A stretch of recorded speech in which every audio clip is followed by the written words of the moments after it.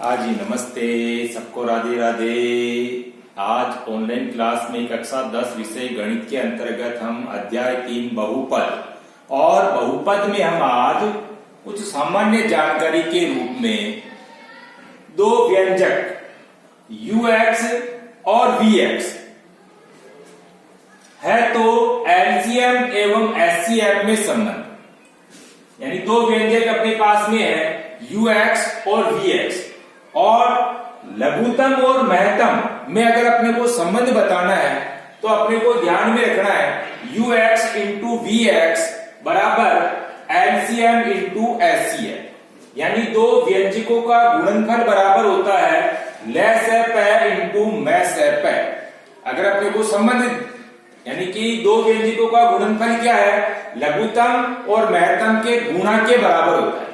ठीक है ना, संबंध अगर अपने को देखना है किसमें ux और vx दो व्यंजक और एलसीएम और एचसीएफ यानी लघुत्तम और महत्तम में अगर अपने को संबंध ज्ञात करना है तो अपने को ध्यान में रखना है ux इंटू vx बराबर होता है एलसीएम इंटू एचसीएफ, यानी दो व्यंजकों का गुणनफल बराबर क्या होता है, लघुत्तम इंटू महत्तम। ठीक है, अब इनमें से ये चार बातें हो गई अपने पास में, यानी कि ux vx एलसीएम और एचसीएफ।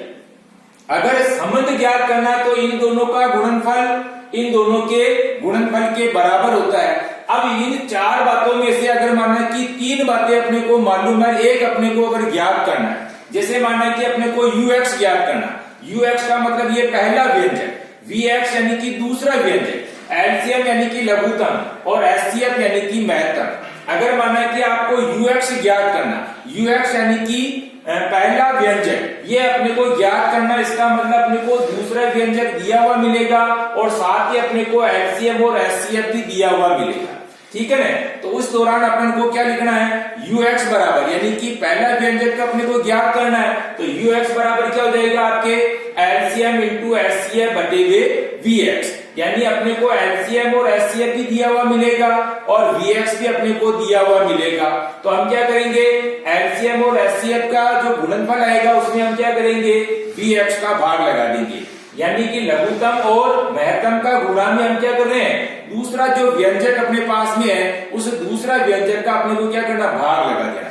और अगर माना कि अपने को vx ज्ञात करना, vx यानी कि दूसरा व्यंजक, तो दूसरे व्यंजक बराबर क्या हो जाएगा, एलसीएम इंटू एचसीएफ। इसमें हम क्या करेंगे, यानी कि एलसीएम और एचसीएफ का गुणा करेंगे और इसमें हम क्या करेंगे, पहला व्यंजक है ux इसका भाग लगा देंगे।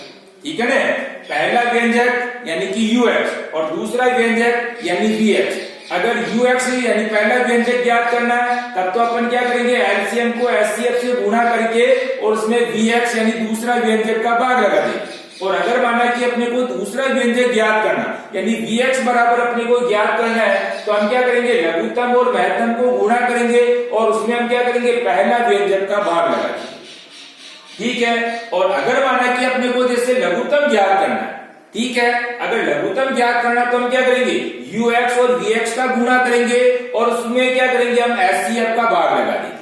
ठीक है, यानी दो व्यंजकों का गुणनफल में हम क्या करेंगे, एचसीएफ यानी कि महत्तम का भाग लगा देंगे तो क्या ज्ञात हो जाएगा, हमारे को एलसीएम बराबर ज्ञात हो जाएगा।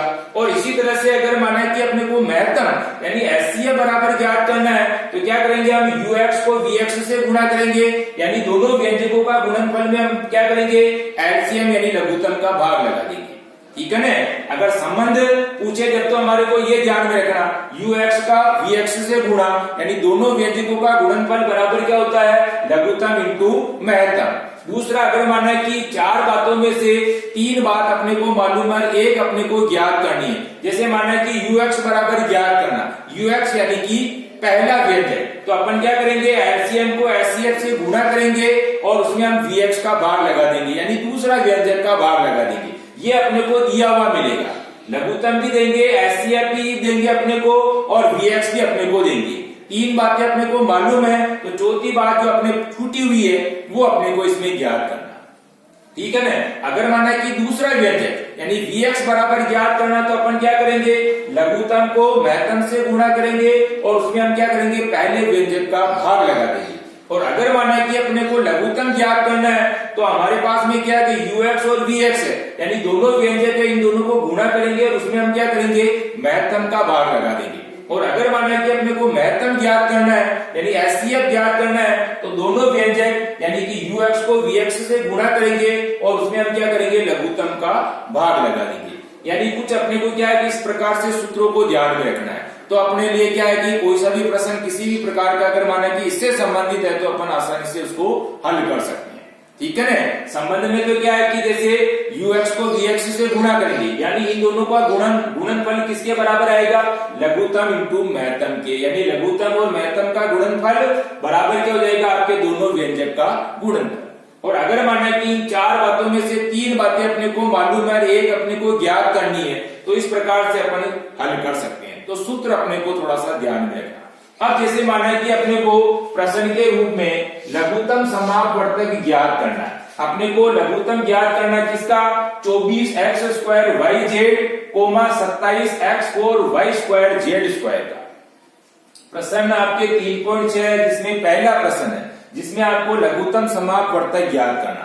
अगर अपने को जैसे लघुत्तम ज्ञात करना है तो अपने को क्या है कि जो संख्या दी हुई है पहली शर्त के अनुसार, तो अपने को क्या करना, संख्या का जो संख्या अपने को दे रखी है उनका एक साथ अपन क्या करेंगे, लघुत्तम निकाल लेंगे, ठीक है ना। जो भी संख्या अपने को दी हुई उनका एक साथ अपने को लघुत्तम निकालना। जैसे अभी अपने पास में 24 और 27 दो संख्या आ रही है तो अपन क्या करेंगे, 24 और 27 का एक साथ अपन लघुत्तम निकाल लेंगे।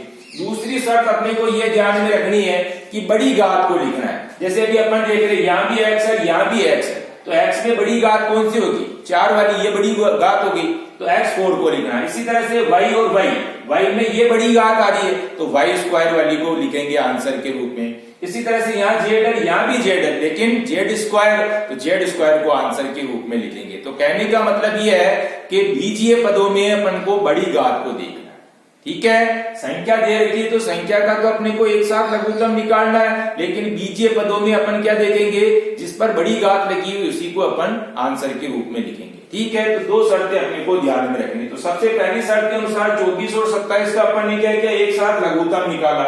सबसे पहले जैसे 24 है, 24 में अपन ने 2 का भाग लगाया 12, 2 का भाग 27 में नहीं जाता इसलिए ऐसे कैसे लिख दिया। फिर 2 का भाग 12 में लगाया 6 बार किया, 27 में नहीं जाता इसलिए इसको ऐसे कैसे। फिर 2 का भाग 6 में दिया तो 3 बार किया, 27 में नहीं जाता इसलिए इसको ऐसे कैसे। भाजकता का नियम अपने को ध्यान में रखना, ठीक है। अब वापस 2 का भाग इन दोनों में नहीं जाता, 3 का भाग देंगे, 3 का भाग जाता है इसलिए 3 का भाग 3 में दिया 1 बार, 3 का भाग 27 में दिया 9 बार, ठीक है। फिर वापस 3 का भाग दिया 1 में तो 3 का भाग, ये तो 1 का 1 जैसे कैसे, लेकिन 3 का भाग 9 में दिया 3 बार चला गया। फिर वापस 3 का भाग 1 ऐसे कैसे, 3 का भाग 3 में दिया तो 1 बार। इस तरह से अपने को लघुत्तम निकाल लेना। लघुत्तम इन दोनों का एक साथ निकाल लिया। अब निकालने के बाद आपके पास में देखो 2 into 2 into 2 into 3 into 3 into 3, इनको क्या करेंगे, अपन गुणा करेंगे। 2 दूनी 4, 4 दूनी 8, 8 या 24, 24 या 72, 72 को 3 से गुणा करेंगे तो 216, ठीक है। तो इस तरह से हमारे पास में 24 और 27 का लघुत्तम क्या हो गया, 216 हो गया। पहली शर्त तो ये हो गई। अब दूसरा अपने को XYZ दोनों में देखना है, तो बड़ी घात वाले को निकालना है। तो बड़ी घात अपने x को देख रहे हैं, यहाँ भी x को देख रहे हैं, तो x4 है इसलिए अपन क्या करेंगे, x4 वाली को लिखेंगे। फिर वापस y को दोनों तरफ देखेंगे तो y में भी बड़ी घात y² है तो y² को लिखेंगे। इसी तरह से यहाँ z और z² को देखेंगे तो स्क्वायर बड़ी है इसलिए z²। तो इस तरह से हमारे पास में आंसर क्या बन गया, आंसर बन गया 216 x4 y² z², ठीक है। तो लघुत्तम निकालना सामान्य प्रश्न अगर माना कि आ जाता है, संख्या अपने को इस तरह से दी हुई हो और इसी तरह से बीजीय पद अपने को दे रखे हो, तो पहले अपन को क्या करना है, संख्याओं का एक साथ लघुत्तम निकालना और दूसरी शर्त के अनुसार अपने को बड़ी घात को लिखना, ठीक है ना। और कुछ अपने को जैसे सामान्य जानकारी के रूप में जैसे सूत्र बताए तो इन सूत्रों को भी अपने को ध्यान में रखना, ठीक है ना। तो अब पहली शर्त के अनुसार अपने को एक तो सूत्र याद करना है HW के रूप में।